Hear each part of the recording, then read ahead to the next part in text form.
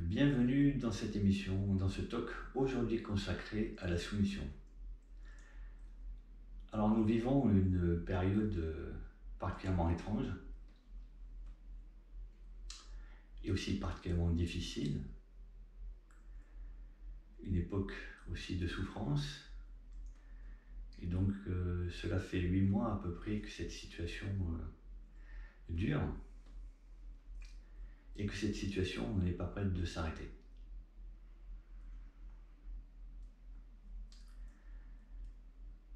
Cette situation nous renvoie à nous-mêmes, à notre problématique personnelle, à notre vision de la vie, à notre vision de l'avenir, à notre vision de la société et de notre place dans cette société.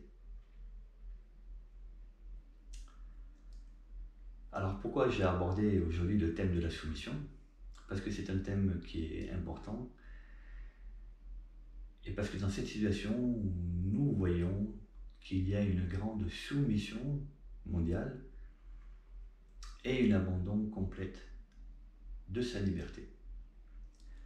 Alors avant de commencer à discuter plus longuement, à approfondir ce thème de la soumission, et pourquoi nous sommes aujourd'hui soumis et en mode de soumission,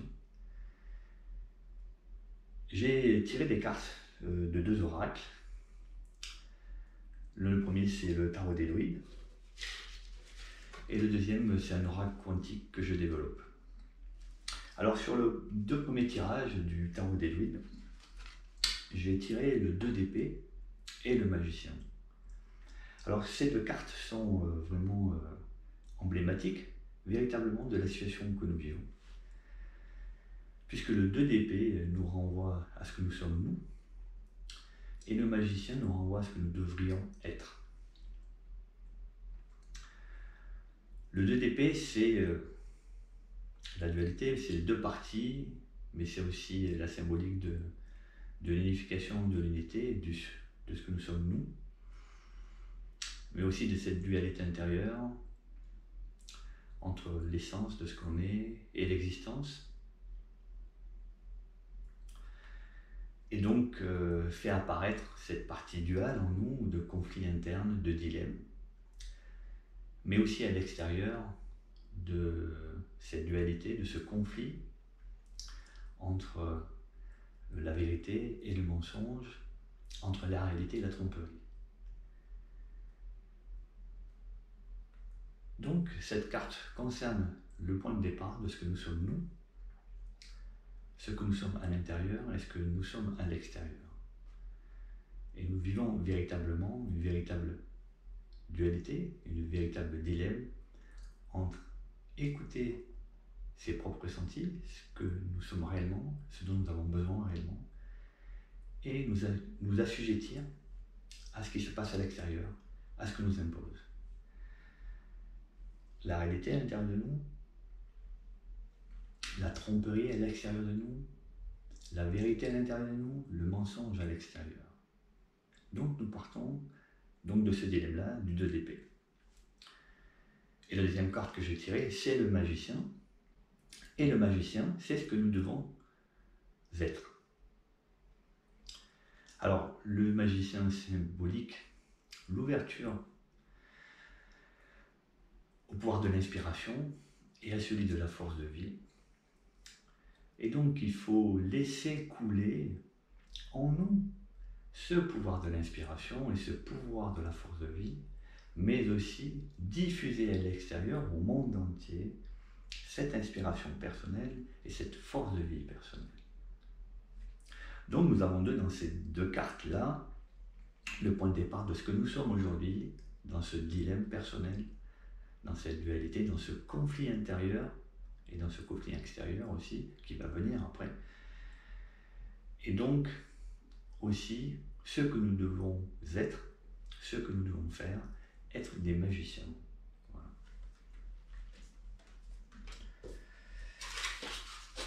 Les autres cartes que j'ai tirées, ce sont des cartes d'un oracle que j'ai conçu, qui est un oracle quantique.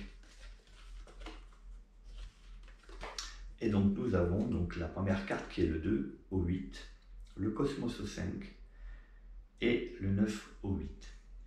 Alors on retrouve dans la première carte, comme dans le tarot d'Edwin, le 2 d'épée, nous avons le 2. Donc c'est le point de départ en fait de cette situation. Nous, donc cette unité, cette personne, ce 2 que nous sommes, puisque nous sommes en fait composés d'éléments duals qui s'assemblent, le yin et le yang, le féminin et le masculin sacré, le féminin et le masculin, l'intérieur et l'extérieur. L'intériorité, le mental. Donc ce 2 qui renvoie à notre propre essence, mais aussi à notre propre existence physique, à la matérialité et à l'invisible. C'est le point de départ de comment nous nous situons et comment nous nous ressentons, comment nous nous voyons et comment nous nous vivons. C'est le point de départ. Donc on a vu dans le 2 d'épée ce point de conflit, de dilemme. Ensuite nous avons le cosmos au centre, donc nous avons un véritable équilibre, puisqu'en fait nous avons 2 8 et un 5, un parfait équilibre. Donc le cosmos qui est ce à quoi en fait on est réellement relié, ce qui est au-dessus de nous, mais en fait ce qui est partout en nous, autour de nous. La matrice d'où l'on vient, cette matrice qui nous nourrit, cette matrice qui nous alimente, cette matrice qui nous informe, avec laquelle on est en lien permanent. Bien sûr, dans ce monde de l'invisible, mais aussi du visible. Et donc nous avons le 9 ensuite, donc ce cosmos dans lequel on est relié, le point de départ, nous en fait, voilà, dans notre incarnation, matière et non matière, et donc vers quoi on va, ce que l'on doit être, donc ce 9, qui est en fait le signe de la patience, de la méditation, mais aussi de la réalisation de soi. Donc le point de départ, nous ici et maintenant, comment pouvons-nous évoluer vers cette réalisation de nous? Il faut donc prendre patience, méditer, et nous sommes toujours en lien avec ce cosmos, avec cette matrice, avec ce champ quantique de conscience unifiée. Et donc le 8 et le 5 qui sont les symboliques, donc pour le cosmos en fait de l'harmonie, de l'équilibre, mais aussi de la grâce divine, et le 8 qui nous héberge et qui héberge aussi notre futur, qui est celui de la perfection, de l'infini et de l'éternité. Donc nous sommes dans un processus permanent,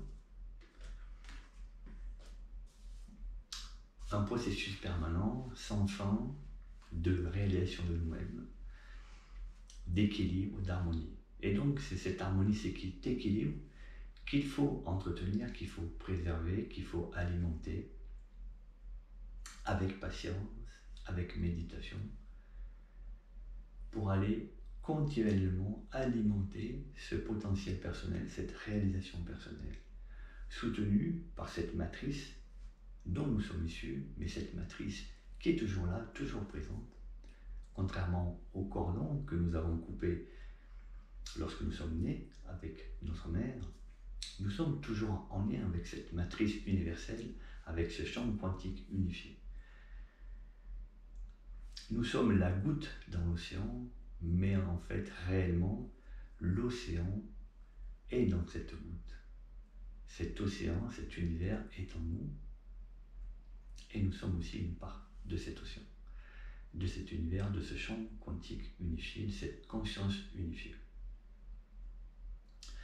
Donc on voit dans le tirage des cartes, qui sont vraiment très explicites, deux oracles différents, le grand tarot d'Edwin et l'oracle que j'ai conçu, l'oracle quantique, qui est un oracle quantique.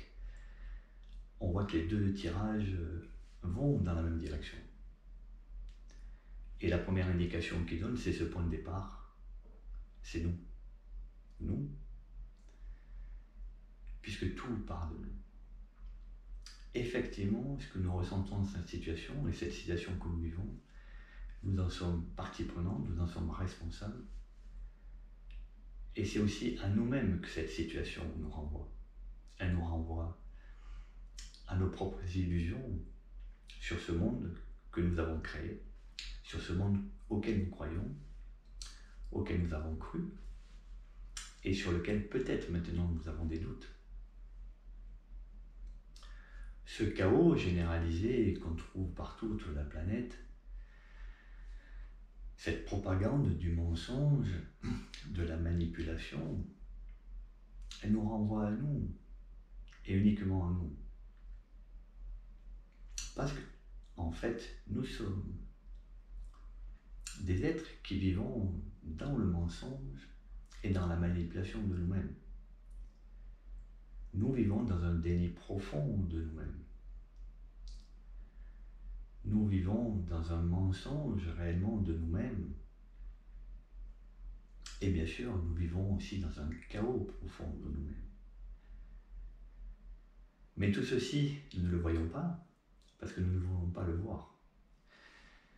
Parce que si réellement nous avions la capacité ou la volonté de réellement écouter ce que nous sommes, nous ne produirions pas ce chaos autour de la planète.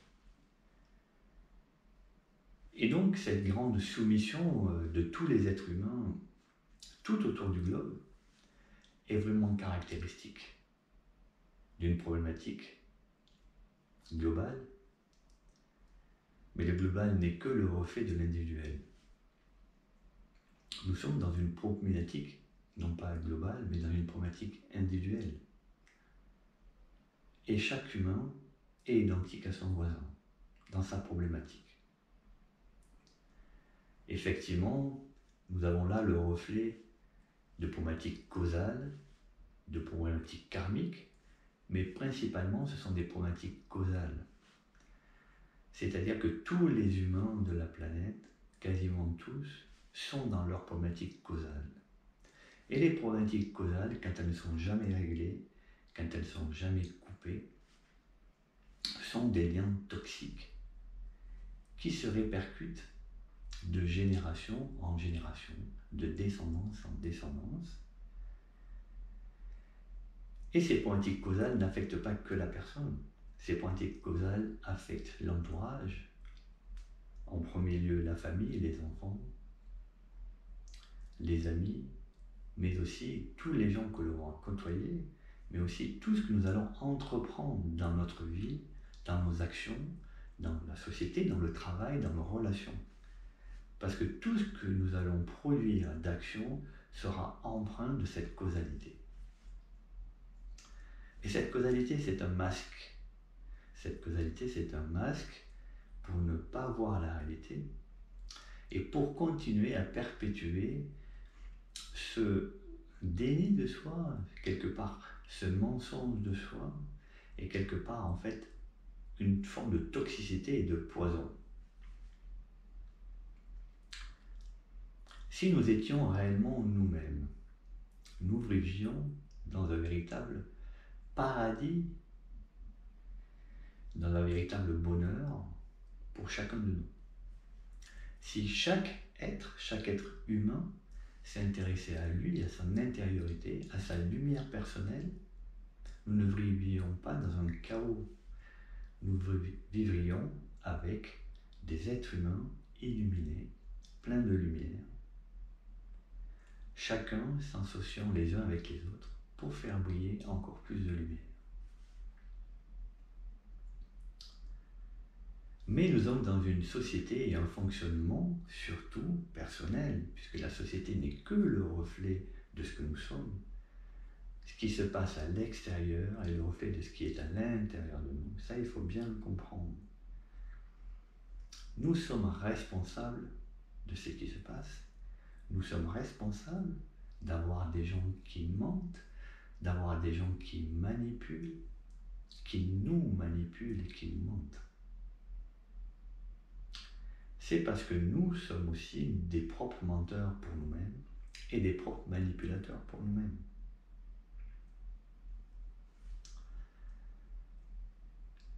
Alors, c'est là qu'il faut faire intervenir le grand magicien, ce fameux grand magicien, pour aller à la rencontre de ce fameux neuf de la réalisation personnelle.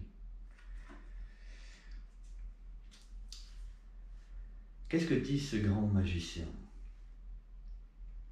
Ce grand magicien, il dit d'ouvrir le pouvoir à l'inspiration et à la force de vie. L'inspiration, c'est quoi? L'inspiration, c'est ce que nous ressentons à l'intérieur. Et ce que nous ressentons à l'intérieur est lié à cette connexion lointaine, cette connexion spirituelle, cette connexion à la grande matrice, au grand champ de conscience unifiée, au grand champ quantique. Je le signifie très haut, parce que c'est une connexion vibratoire. Parce que pour se connecter à ce plan vibratoire, il faut monter en vibration.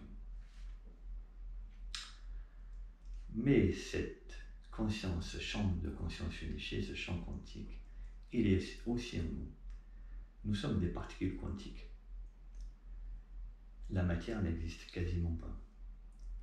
Nous sommes composés, et tout est composé à 99,999% de vide, c'est-à-dire de l'énergie et de l'information, c'est-à-dire une conscience en mouvement, une conscience d'action, de transformation, un champ de conscience unifié. Si je viens voir à l'intérieur de mon bras, si je vais plus loin que les atomes, les électrons, jusqu'à la plus petite distance mesurable, la distance de Planck, il n'y a plus rien. Toutes les plus grandes distances, il n'y a que du vide. Il n'y a qu'une grande soupe qui est du vide. Il n'y a pas de différence entre moi, entre la caméra, entre mes bols tibétains, entre cette pièce et entre tout ce qui est loin.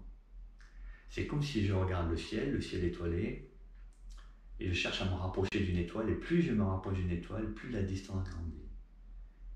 Et je me retrouve à être dans le vide et n'être entouré que du vide. Donc nous sommes cela, réellement, et cette matière, cette forme que nous sommes, n'est juste une représentation énergétique d'une conscience, d'un état. Nous sommes en fait une forme holographique, une représentation holographique d'une conscience. Nous sommes un iceberg, la partie visible que nous incarnons ici, que nous percevons, que notre cerveau nous permet de percevoir. Parce que c'est notre cerveau qui nous permet de conscientiser ces formes, cette densité énergétique, cette séparation entre les choses. Par contre, le cerveau, lui, ne nous permet pas de percevoir l'invisible, de percevoir ce qui n'est pas apparent. Nous sommes donc un iceberg, nous sommes une petite partie visible, mais la grande partie de nous-mêmes est invisible. Et je dirais même, nous sommes un peu un implant terrestre de cette matrice, de ce champ de conscience unifiée sur Terre. Cette incarnation ici vient se nourrir de l'énergie terrestre, vient se nourrir de cet espace, de ce paradis terrestre, puisque nous vivons réellement dans un paradis. Cette nature qui compose la Terre, qui est l'empreinte de la vie, et la vie, l'empreinte de la vie, l'énergie de la vie, c'est l'amour. Nous sommes donc des implants terrestres pour venir nous nourrir de l'amour. Car sans amour, nous ne pourrions pas vivre. La nature, la vie est extrêmement résiliente. La résilience, on peut la voir partout, il suffit d'être un peu observateur. On la voit dans la nature assez facilement. Un arbre, des plantes, des animaux. Et cette nature, ce n'est pas la peine d'aller la chercher au fin fond des forêts boréales, des forêts amazoniennes, des grands territoires vierges. Cette nature, elle est identique partout, elle est identique dans le fossé au bord de la route. C'est le même fonctionnement, c'est la même nature, et c'est la même empreinte de la vie,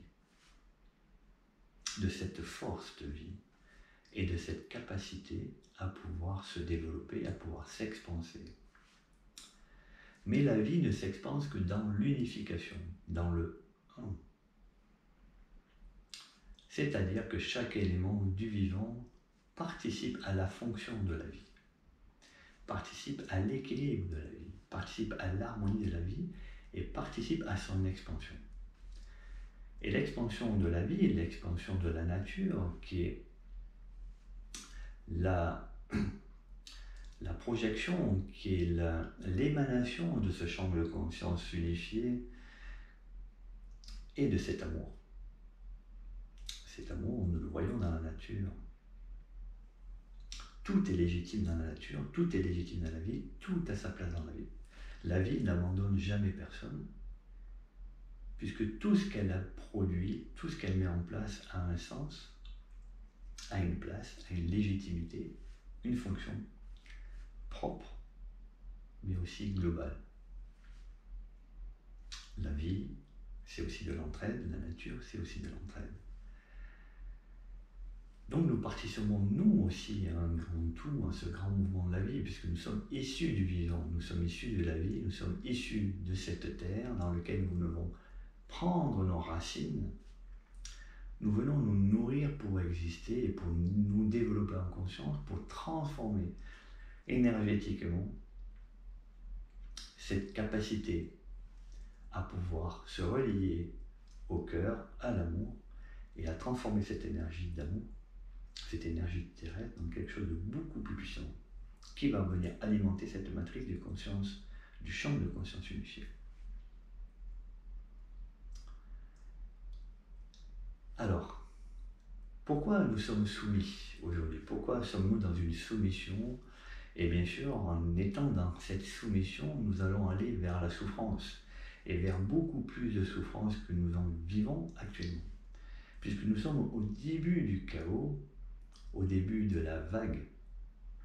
Cette vague va grossir, va devenir de plus en plus forte comme un véritable tsunami.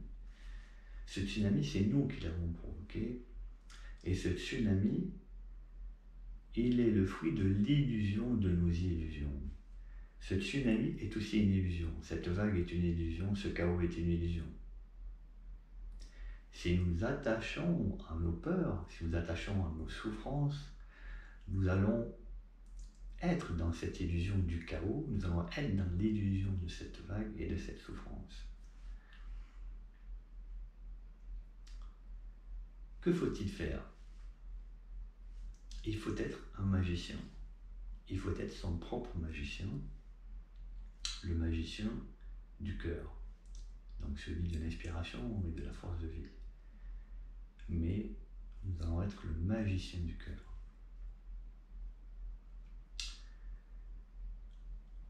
Si nous ne focalisons plus sur l'extérieur, sur cette illusion qui est produite, que chaque humain produit, puisque cette illusion est produite par cet égrégore collectif. Cet égrégore collectif, c'est chaque humain dans sa causalité, dans ses problématiques causales, qui crée cet égrégore. Puisque chaque humain ne peut pas sortir de sa causalité, chaque humain produit les effets de cette causalité. Et donc, le produit de la causalité est une illusion qui est produite, qui est fabriquée, qui est organisée dans la structure du mental. Le mental est un programme que nous avons mis en place pour pouvoir nous adapter à cette causalité, mais aussi quelque part pour être dans le déni de cette causalité.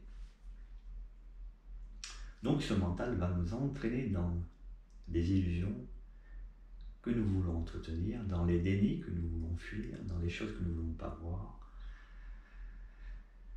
dans nos faiblesses, dans nos manques de courage, dans les choses que nous ne voulons pas affronter. Si nous revenons à l'intériorité de nous, si nous revenons à cette énergie du cœur, nous allons pouvoir ouvrir une porte. Et cette porte va nous permettre d'entrevoir ce que nous sommes réellement, sans peur. Nous ne sommes pas que le fruit de nos mémoires. Nos mémoires peuvent être aussi des liens toxiques. Nous ne sommes pas que le fruit de nos souffrances, de nos malheurs, de nos difficultés à exister, à être. Nous sommes ici, nous sommes tous arrivés ici de façon identique avec un potentiel personnel qui est là. Et nous sommes accompagnés aussi par une âme qui est toujours là. Peut-être encore en partie. Puisque c'est un véritable recouvrement d'âme qu'il faudrait au niveau de l'échelle de la planète pour récupérer tous ces morceaux d'âme que les humains ont égarés en partie ou parfois en totalité. Oui, les humains ont perdu leur âme. Et c'est parce qu'ils ont perdu leur âme qu'ils se soumettent. Ils se soumettent tels des organismes biologiques, ils se soumettent à une force plus grande qu'eux, qui va les manipuler pour leur enlever le dernier espoir, la dernière conscience qu'ils peuvent avoir d'eux-mêmes ou de la situation sur la réalité. Et leur faire accepter par les mensonges de nouvelles situations dans lesquelles ils ne seront plus libres. Puisque la soumission vient priver de sa liberté. Non pas sa liberté de bouger, sa liberté de faire les choses, mais sa liberté d'être soi. Donc de penser, de ressentir, d'aimer. Et c'est un point important.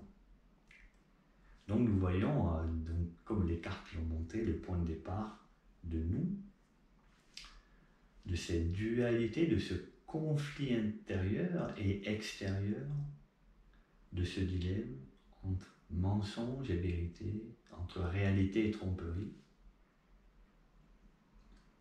et qui crée un véritable chaos à l'extérieur. Donc ce chaos, c'est la projection de notre chaos interne. Parce que nous ne sommes pas en capacité de pouvoir nous accepter tels que nous sommes, de pouvoir nous voir tels que nous sommes, et de pouvoir exister uniquement par ce chemin de réalisation personnelle. Ce mental que nous avons fabriqué, qui est le fruit de nos conditionnements, des conditionnements qu'on nous a imposés, bien sûr, depuis l'enfance, depuis la naissance, dans notre vie d'adolescent, dans notre vie d'adulte, dans notre parcours personnel, professionnel, relationnel, familial. Nous sommes prisonniers de ce schéma, de ce fonctionnement, de ce programme. Mais n'oublie pas, ce n'est qu'un programme. Ce programme, nous l'avons fabriqué pour pouvoir survivre. Parce que si nous n'avions pas fabriqué ce programme, nous n'aurions pas pu survivre à tout ce que nous a imposé qui est à l'encontre de nous-mêmes. La souffrance que nous vivons, c'est parce que nous vivons un grand décalage entre ce que nous sommes réellement et ce que nous faisons, ce que nous voulons être, ce que nous montrons, ce que nous sommes obligés d'être et de faire à l'extérieur. À partir du moment où nous sommes cohérents, il n'y a plus de souffrance. À partir du moment où nous sommes qui nous sommes, nous savons nous regarder, nous accepter, nous savons voir notre chemin de vie, notre chemin de réalisation, et la toute confiance que nous avons dans cette capacité-là, en sachant que nous ne sommes pas seuls, mais que nous sommes aussi accompagnés. Nous pouvons exister, nous pouvons avoir la conscience uniquement parce que nous aussi nous avons une âme, et parce que cette âme nous relie à cette conscience du champ unifié. Souvent nous oublions cette âme. Cette âme, nous l'avons oubliée, comme nous avons oublié cet enfant intérieur du deuxième chakra. L'enfant intérieur, quand il vient au monde, cet enfant,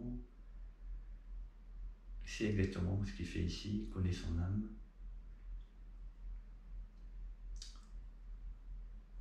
connaît son potentiel personnel, connaît son chemin de vie. Mais l'incarnation, l'environnement, fait qu'il y a une gangue qui vient se créer, que l'on va créer avec ce mental qui est une projection de nous-mêmes, un genre de pare-feu, donc fait de déni, d'illusion, de croyance, de peur, de fuite, etc. Alors ce mental n'est pas que négatif, heureusement qu'il y a ce mental, sinon effectivement ça serait difficile de survivre. Mais à un moment, il faut savoir reconnaître les travers de ce mental et que ce mental aussi joue à contre-courant pour nous-mêmes et aussi peut devenir un élément toxique. Le mental est un GPS, le mental est là pour nous aider. Nous ne devons pas donner tout le pouvoir à ce mental. Or, nous vivons dans des sociétés complètement dans le mental, qui ont donné tout pouvoir à ce mental, et donc à l'illusion de ce mental. Donc ça veut dire que si nous donnons tout pouvoir, nous nous soumettons. Donc nous vivons aussi dans une grande soumission personnelle.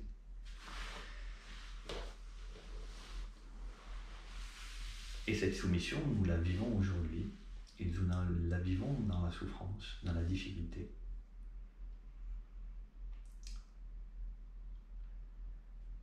Et nous allons être confrontés à encore plus de difficultés et encore plus de souffrance dans les mois qui vont arriver.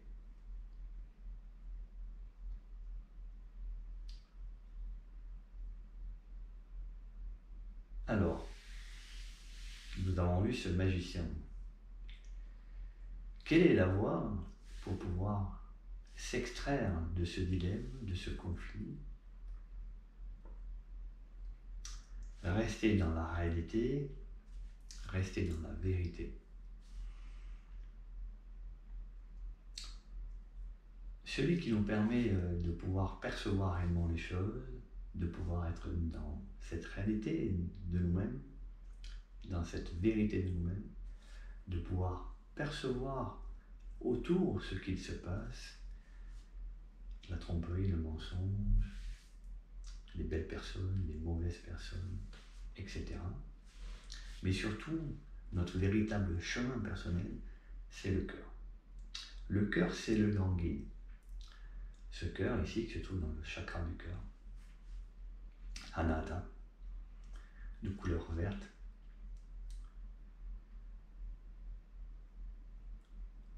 ce cœur qui a énormément de puissance,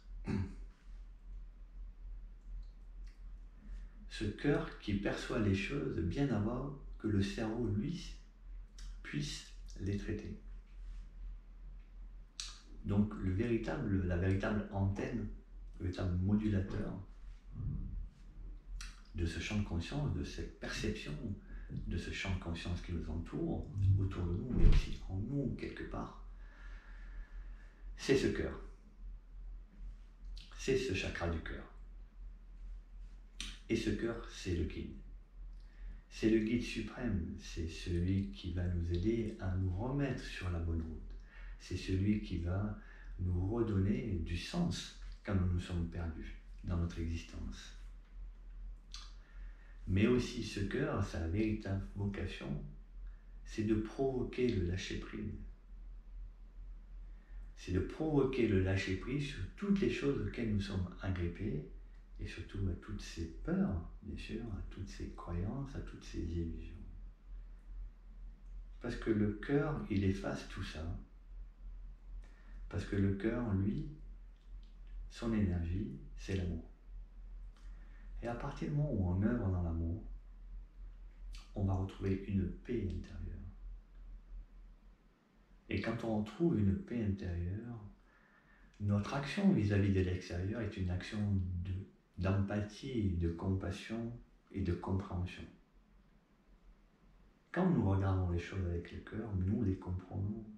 Nous les comprenons au-delà de ce que ces choses-là nous montrent. Au-delà de la matière.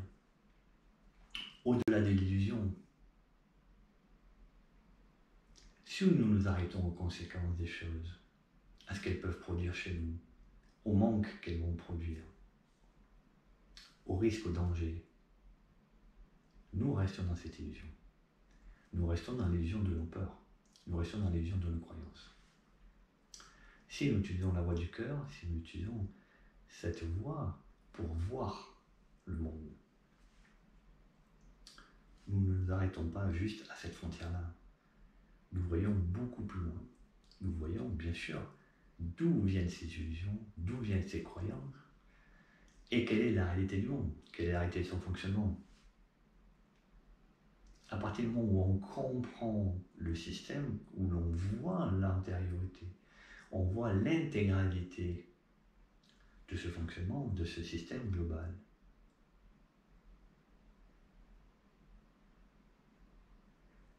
c'est fini. C'est tout simple.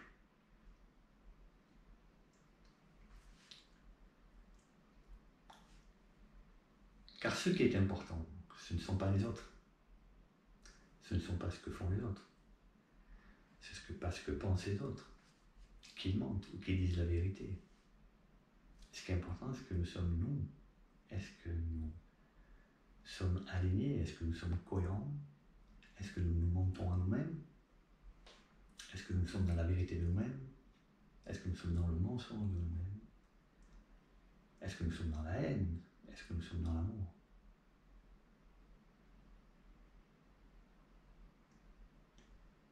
L'extérieur n'est que le reflet de l'intérieur. Ce n'est pas l'extérieur qui doit revenir vers nous, c'est nous qui devons nous ouvrir vers l'extérieur. Nous ne sommes pas des consommateurs de l'extérieur. Nous alimentons cet univers, nous participons, nous donnons. L'amour est un véhicule, l'amour se propage, l'amour se diffuse, l'amour se donne. Et l'amour se reçoit, bien sûr.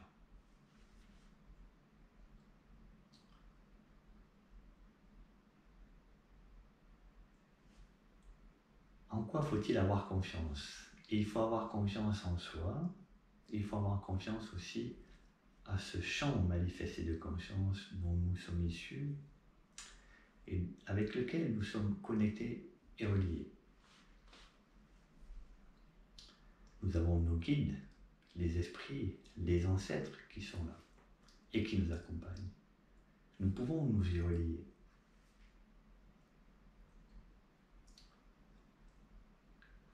Si nous arrivons à être alignés, si nous arrivons à être dans notre lumière, nous allons devenir un lampadaire.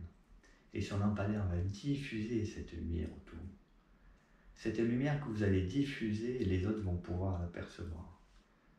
Comme dans une forêt, chaque arbre diffuse sa propre lumière, sa propre énergie, sa propre information, qui vient informer l'arbre d'à côté. Mais l'arbre qui est à des kilomètres plus loin,